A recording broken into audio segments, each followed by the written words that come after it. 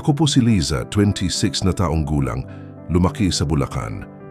Simula bata pa lang ako, naniniwala na ako sa konsepto ng fairy tale love. Yung tipong may darating na prinsipe at ililigtas ka sa lahat ng problema. At akala ko, natagpuan ko iyon nang makilala ko si Eric. Nakilala ko si Eric sa trabaho. Bagong empleyado siya noon. At dahil pareho kami ng department, madalas kaming magkasama. Tahimik siya sa umpisa, pero ramdam mong mabait. Lagi siyang handang tumulong at magpaliwanag kapag may hindi ako naiintindihan. Hanggang sa isang araw, nag-offer siyang ihatid ako pa uwi. Doon nagsimula ang lahat. Simula noon, halos araw-araw na niya akong hinahatid. May mga simpleng gestures siya na nagpapakilig sa akin.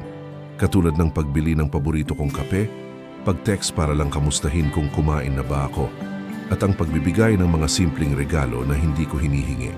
Sa mga simpleng bagay na yon, unti-unti akong nahulog sa kanya. Hindi nagtagal, naging kami. At doon ko lalo siyang minahal ng sobra. Para sa akin, siya na ang lahat. Siya yung tipo ng lalaki na kahit pagod galing trabaho, maglalaan pa rin ng oras para sa akin. At sa tuwing kasama ko siya, pakiramdam ko ako ang pinakamahalagang babae sa mundo. Pero sabi nga nila, hindi lahat ng maganda ay nagtatagal. Habang tumatagal ang relasyon namin, napansin kong nagbabago na si Eric. Hindi na siya kasing sweet ng dati. Madalas na siyang wala sa oras. Madalas din siyang hindi nagre-reply. Kapag tinatanong ko, lagi niyang sagot, busy lang ako sa trabaho. Bilang isang babaeng sobra ang pagmamahal, naniwala ako. Pinilit kong intindihin. Ako na ang laging gumagawa ng paraan para magkita kami. Ako na ang laging nag-e-effort. Kahit minsan parang ako na lang ang lumalaban. Hindi ko ininda. Dahil ang nasa isip ko, baka dumaan lang siya sa mahirap na sitwasyon. Pero dumating ang araw na hindi ko na kayang magbulag-bulagan. Nahuli ko siyang may kausap na babae. Hindi lang basta kausap, halata sa mga mensahe na may relasyon sila. Para bang gumuho ang mundo ko nang makita ko iyon.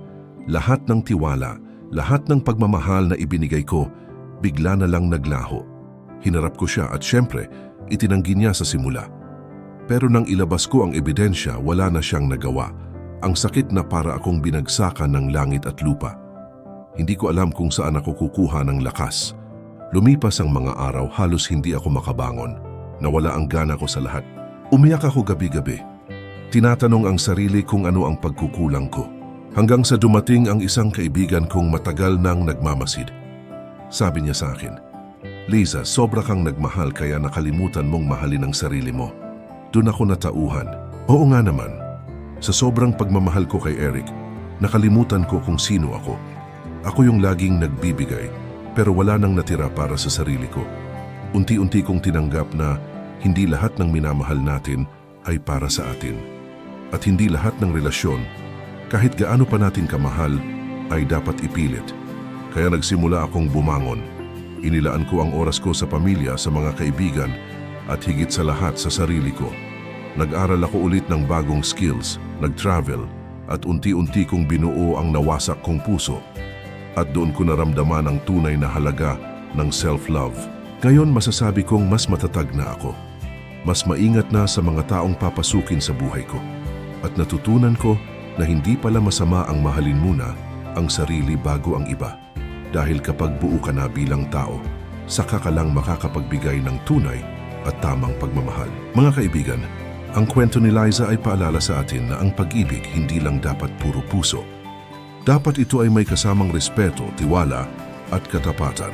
Kapag wala ang mga ito, hindi magiging masaya ang isang relasyon kahit gaano pa kalaki ang pagmamahal natin.